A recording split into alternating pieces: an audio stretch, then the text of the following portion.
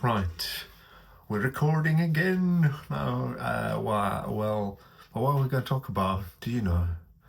Luckily, I do. Right, as the title might suggest, we're going to focus on sort of cultural traveling a bit of me living now in Sweden, right? As you know, some of you may know, I normally talk self-development, minimalism, and also my journey to moving here to Sweden, right? But today I'm going to talk in general terms of kind of why I live abroad, right? Apart from the obvious maybe reason, the money. Why else it can prove enticing to at least consider moving abroad, right? So hopefully by the end of this video you will be sort of maybe compelled to at least consider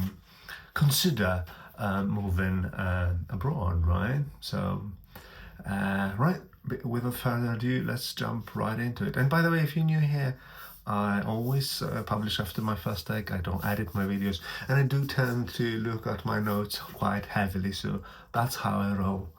Let's go for it, right? So the very first reason, actually an argument for wanting to move abroad is that it provides you, or can provide you, with constant stimulation and learning. Apart from the obvious, right? You probably will be learning a new language, not necessarily, right? If you're moving probably maybe from, I don't know, from an English-speaking country to an English-speaking country, or a French-speaking country to a French-speaking country, and so on. Perhaps it will not be as stimulating, but nevertheless it will be. But for the sake of this video, let's imagine we move to a country where the language is completely novel to you. So again, this will be very stimulating, perhaps daunting at the same time too. But I'd like to focus on those, that everything is a journey, the growth mindset. I don't know it yet, but it will stimulate and sort of constantly you will get the feeling of learning. I'm a huge proponent of lifelong learning. So again, if you're one of those people who enjoy learning and stimulation, moving abroad might be your cup of tea, so to speak. So I would really recommend it, right?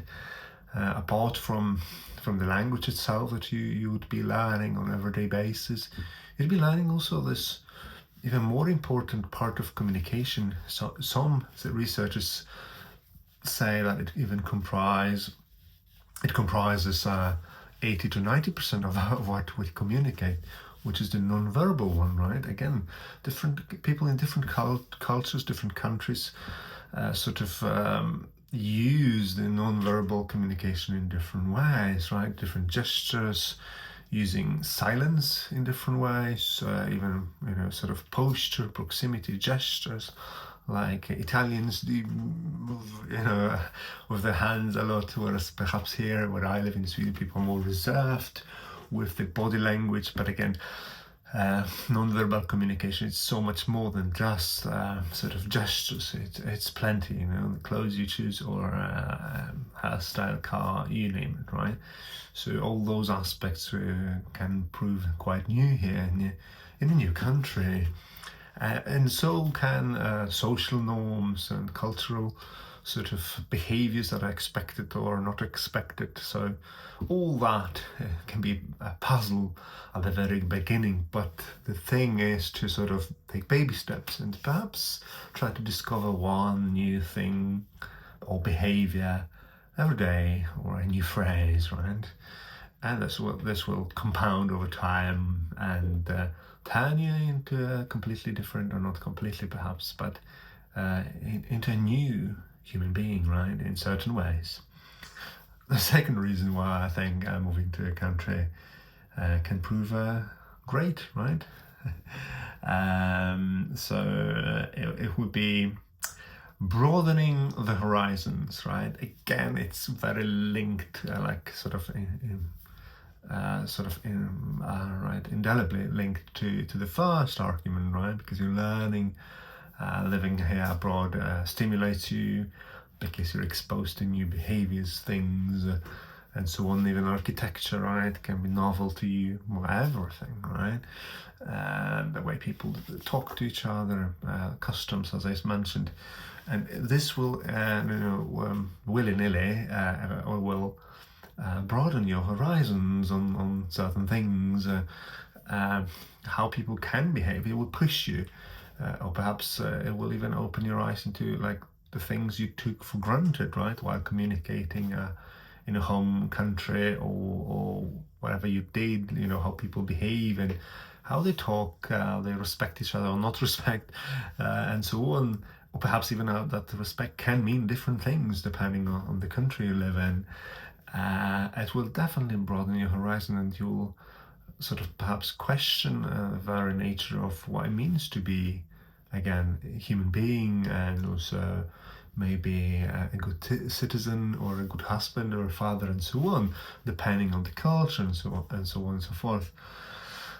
I suppose I could make a separate video just on this sort of aspect of moving abroad. I will at some point in time, like I'm broadening your horizons in what specific ways. There's so many, again, behaviors and words, communication, certain values, right, and so on. Approach to core values that you took for granted because they were the core values in your motherland, right? But perhaps it's not the case here. I mean, here in the new country where you decided to move, right? So I think it's a great reason to move, to broaden your horizons. Reading books can broaden your horizons. It's a great way, But moving abroad is like so much more. You get this flooded input of what sort of everything, right? The third reason, everyday life gets exciting, right? And this is also magnificent, right? Because, well, obviously, moving abroad is a tremendous adventure, and it requires a lot of planning, and it's not easy by any stretch of the imagination. However, while you're there, you sort of perhaps got a job and so on, and got accommodation and so forth, and then you don't require so much to get, again, going back to the first argument, to get stimulated and learn things, because everyday situations get exciting, right? Again, to things that you were used to doing a certain way, you see that they can be done in a completely different way, right? And again, the way you speak to people and so on. Like in Sweden, you just say hey to whoever you sort of interact with, depending. Doesn't matter if it's your boss or if it's a salesperson, at a coffee shop. You just say hey, right? Whereas in Poland, you have to say good day, miss or Mr. and so on. So even the formality aspect, like a little thing, still it is both can be stimulating and it can be exciting. Again, every day it gets excited because you notice those little things that perhaps, and over time you notice them more and more. You notice more new things and more new things, whereas the ones that you noticed at the very beginning, you incorporate them into sort of your new self, right? And that's what I meant also by broadening your horizons. And it's a really it can creep in also, right? Before you know it, you sort of, depending on how long you've been living in the new country, and also how open-minded you are, this is quite essential too, right? While living, to be open to all the new, right? All new things and behaviors and everything, right? Keep an open mind, essential, right? In life in general, I would go as far as to say that keeping an open mind is essential. Right, how about the next argument? Improving your life in various ways. Again, it's sort of like verbalizing the previous arguments in a way, but in a different sort of way, because now I focus on actually your life improves.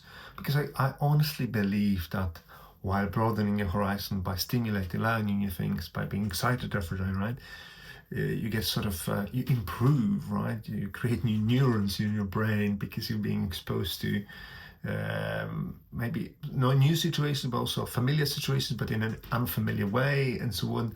And it all stimulates you and improves you as a human being, because I believe that this is how we grow, by pushing ourselves. And what better way but than, sort of moving abroad and being surrounded by new things and persons and behaviors and architecture and customs and food and so on, right? So it definitely will improve you in ways that you actually can't sort of predict, right? And that's also exciting, because you will sort of, you will change. We live with change, whether we like it or not, right? But I strongly believe that while living abroad, this change happens like more drastically, right? At least at the very beginning, but also it continues for years to come. And it's great, right? So I definitely believe that you can improve, again, by broadening your horizons, learning new things, and hopefully becoming a wiser person, right? More experienced. Again, things you can't really learn at the universities or books, which are also great, tremendous ways to learn. And if you can't move to a different country, I highly recommend, right, sort of getting lost in books and so on. It's beautiful, right? But still, if you've got a possibility to live abroad, and I think in today's era of globalization, it's easier than ever. Go for it, please, right? You won't regret it. I've got other videos on moving abroad as well here on this channel, so you may want to check them out, right? Right, the last reason, the fifth one, would be making you a better human. Primarily more tolerant, perhaps. Again, depends on what country you're moving to, right? Perhaps less tolerant, depending on what country you're exposing yourself to. But I will be speaking specifically this one from my personal experience. I moved again to Sweden. I've been living here for over 10 years. And I can say that I have become more tolerant, more calm, more considerate, I suppose, less of an alpha male and less cocky. I still am, but not to the same extent, I suppose. I still want to cherish parts of my Polishness inside of me, so I'm trying to protect them, kicking and punching away those new habits as long as I can. But no, joking aside, again, I believe by improving, by broadening your horizons, stimulating yourself, learning those new behaviors and concepts and perhaps new values, and comparing those to the previous ones, and growing, you are becoming a better human being, right? And then therefore, sort of providing or maybe benefiting your new country also greatly, right? Because you become this complex person that has both sort of behaviors and thoughts from your home country and also from your new one, right? So it sort of gives you a perspective, right, that perhaps other people that haven't lived in two different countries and cultures don't have, right? So I think it's an invaluable sort of experience and knowledge, and makes perhaps your decisions wiser, and again, I believe a more valuable human being, better human being, right? Well, that sounds quite drastic, right? But I believe that, I strongly believe that. So that's why I always recommend for people to try living abroad if they can, right? It's not for everybody, but well, if you can't really tell if you haven't tried it, right? I suppose. But yeah, right, that's it. Those are the 5. Oh, by the way, I want to mention that again. I mentioned it during the video, but it is essential to keep an open mind at all times while living abroad. Be perceptive, be observant, take it all in, right? It's essential, because you may want to sort of stay away because you don't fancy the new culture or it bothers you. But it's also quite natural. We human beings get bothered by things we don't understand, that are new to us, right? We want to steer away from them because, again, we feel comfortable in surrounded by the things we know, right, and understand. So get familiar with feeling uncomfortable, right? At least slightly, and at least at the very beginning, right? This is, I think, in general holds true to learning, right? moving outside of your comfort zone, right? And it couldn't be more true while living abroad. So definitely keep an open mind even to the extremities, right? Don't seek comfort in an enclave of your habits, right? And also your nationals. Resist the temptation, because I also lived in like Northern Ireland and so on, and by the way, I heard also about it, but I also saw it, that people tend to sort of move in with their own nationals, or live in the same neighborhoods and start working at surrounded by people that come from their own country, and then after a few years or so, or even more, they don't speak the language, they sort of didn't get acculturated, and they feel actually more isolated than ever, and they can get depressed and they want to move back to their home country. So I would advise to sort of give it a go, and try to expose yourself to the locals as much as possible, humans, and go to the library and so on. Seek those opportunities, try to work with the locals, learn the language and so on and so forth. I definitely strongly advise you to do that, right? So now I'm done with this video. Finally, right? No, bit long. Sorry. I always try to aim for 10 minutes, but doing my last few videos, I sort of always failed with that one. They exceed 10 minutes, 10-minute limit, so to speak. But hopefully you enjoyed it. So thank you so much for your precious time, the most precious of commodities. Obviously you subscribed by now, right? Good. Just joking. Consider subscribing if this sort of content you find to be to your liking. Like, comment, all that shebang, and hopefully I'll talk to you soon, right? Bye.